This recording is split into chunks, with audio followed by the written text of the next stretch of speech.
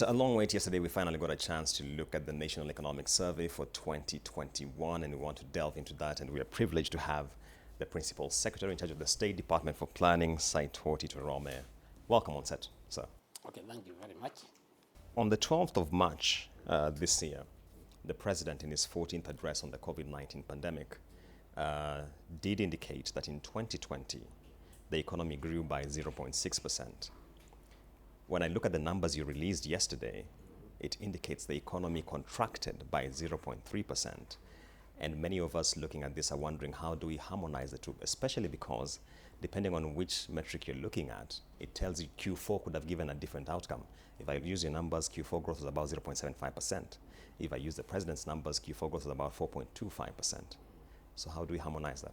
What the President gave was actually an estimate, and it was based on quarterly GDP. And you remember, there was quotas. If I were to go back to 2020, the worst quarter was actually the second quarter. That was April up to June.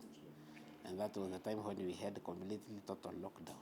That's the time the curfew was going up to 7 o'clock in the evening. So that is the time the economy did very poorly. But the first quarter of 2020, we reported the first case, I think, in March, isn't it? Yes. March 2020. So the performance of the economy from January to March was just normal. And things worsened in the second quarter and the third quarter. But in the fourth quarter, which is from October to December, at that time we had actually relaxed. Even the curfew had been, the time for the curfew had been increased from 7 to 10. So at least the economy started generating. And also you remember during those periods, even the little economic growth, even the sector that did very poorly, like tourism, they actually recovered slightly from October to December, and mainly because of domestic tourism, when people now used to go for a holiday in tourist resorts and what have you. So what the President was actually may have been referring to is the positive growth that was realized in the quarters that were not affected so much by the COVID-19 pandemic. If you look at the public finance architecture in the country, you really understand why the economic survey is normally released around late April. And that's because it helps in the budgeting cycle in terms of providing the data which underpins the planning process. The question that now abounds is, given the delay that we have seen, to what extent do you feel the planning process has been undermined by the lag that we have now suffered? It does not actually affect much the planning cycle, because take an example like the budget. You know, the budget, the planning for the budget starts, in fact, as soon as the budget of a financial year is presented, the process of preparing the other one starts. For example, we have already started the preparation of the budget for 2020 to 2023. So even the budget for the financial year that ended on 30th of June 2021, it started in August. It actually started in August 2020. So there is long period of time. And because we are in the same government, the information is always available for budgeting purposes. Probably the only thing that may have been affected, and not even so much, it is because everything must be based on the economic survey of 2021. The only thing that we have not been able to release is the quarterly GDP, but the data has been collected. But now, because the economic survey for 2021 has been launched, now KNBS will embark on providing data on the quarterly GDP, the quarter one, and then quarter two, which will inform or which will assist other analysts to focus on the way the GDP is likely to be. One thing that we should understand is that KNBS does not focus on GDP. It provides the data as it then other analysts like Kipra, the central bank, and planning. At that time now we can model and project the economic growth using the base data. So the release of Economic Survey 2021 is very important because now we shall be able to focus, or we shall be able to estimate the quarterly GDP for the last 2 quarters. So it did not really affect the preparation of the budget, because the preparation of the budget normally starts earlier.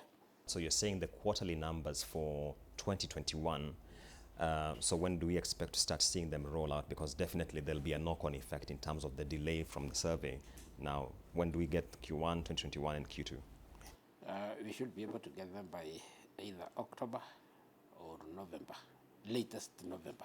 But by October we should have, because data collection by KNBS was actually, they were still doing them. It's only that they could not now release because it has to be benchmarked on the survey. Now that the survey numbers have been released, they'll now be able to analyze those data and release quarterly GDPs either October or November, latest November.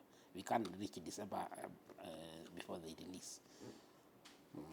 One of the ironies in the numbers that I was looking through yesterday following the release of the report was that given the number of contractions we saw across sectors, last year, strangely, in the last financial year, is the one year where KRA surpassed its revenue targets. Yes.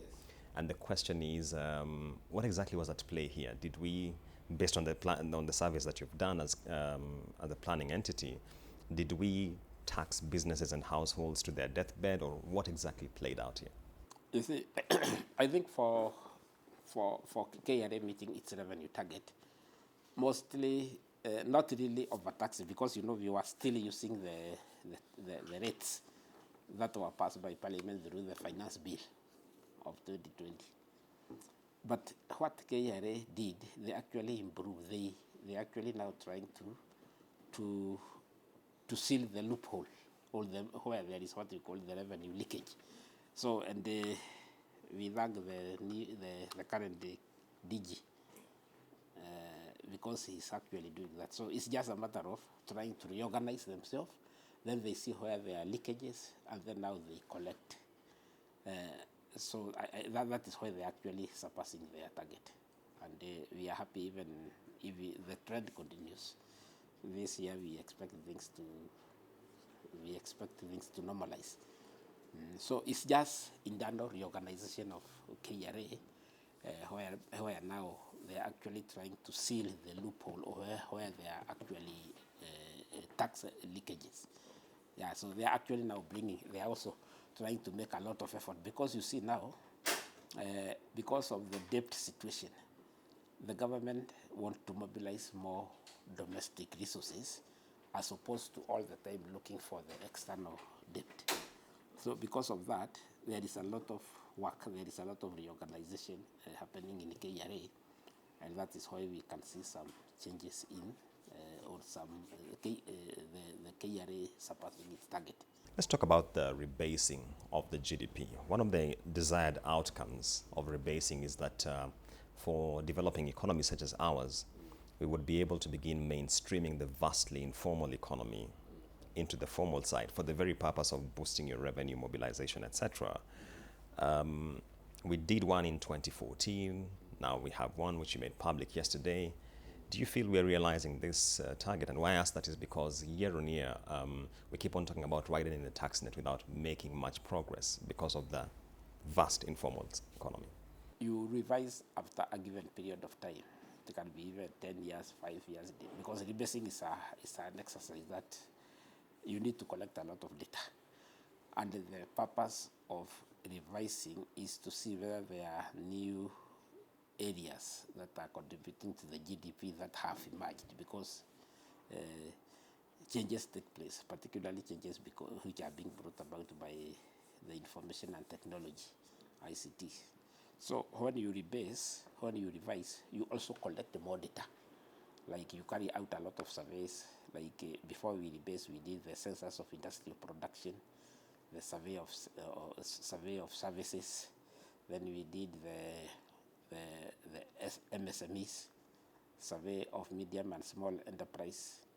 And then we also did the survey, and then even the census of 2019 itself, it provided a lot of data which enable KNBS now to rebase. And then they normally do, under normal circumstances, they also do the survey of foreign FDI, foreign investment survey.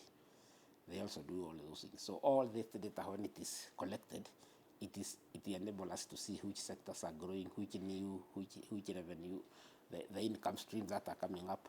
And now, when we did the rebasing, we actually found that our economy improved from 2019 to 2020 by more than 500 billion, which means our economy actually expanded.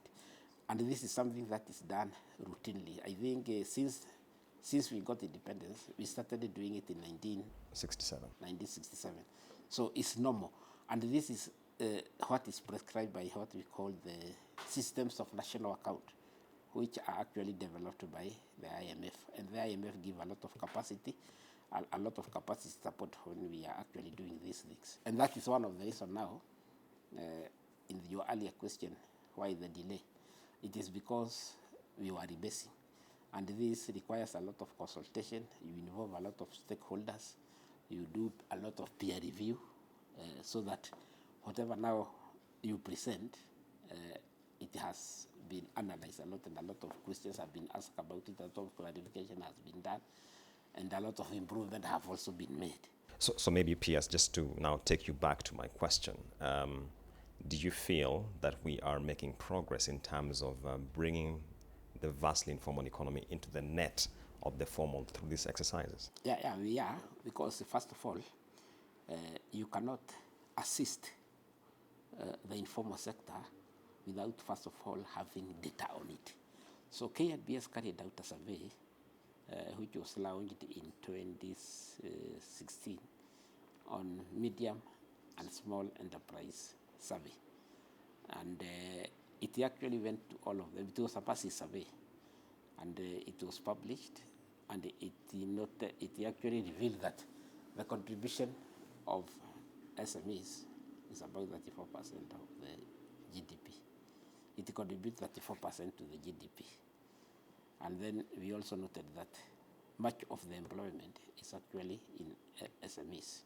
So when now you have information about SMEs, then as a government, we can be able to come up with strategies of assisting the SMEs, particularly making sure that they get credit at affordable rate in the bank, they have access to the credit, and also and most importantly, the market for their product. The thing that we struggle with is that despite all this data that we have, especially around the MSME and the informal sector, is that year on year we are faced with the predicament of the widening of the tax base.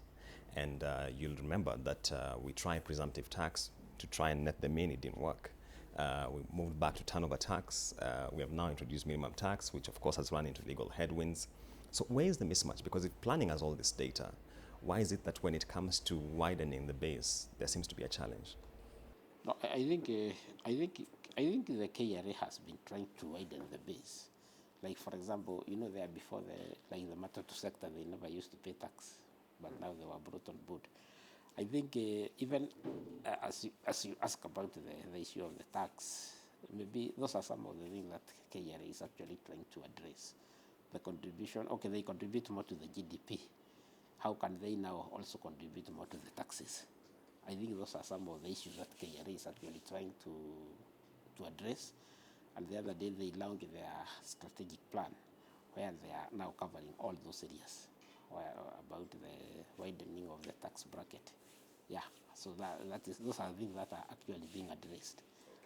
Although now, because just as Kenya is a very politically sensitive country, we have to do it in a very systematic way so that it does not explode. People don't go to the court to oppose what the government wants to do. So it has to be done in a very systematic way. I was very impressed when KNBS began releasing the quarterly labor reports. I think it was a huge step forward in terms of analyzing how the economy is doing.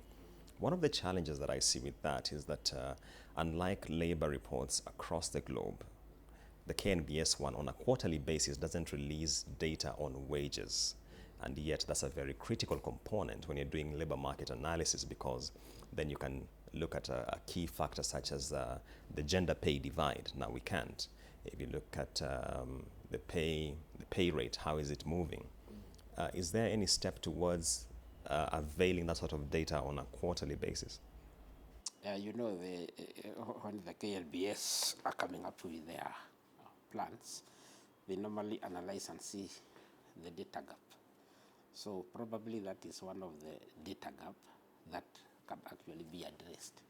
And that is when they are now doing those surveys of getting the quarterly labor force survey, they can see the possibility of looking at the wage, the quarterly wage survey. They can actually be able to do that. But that is normally collected at the end of the year.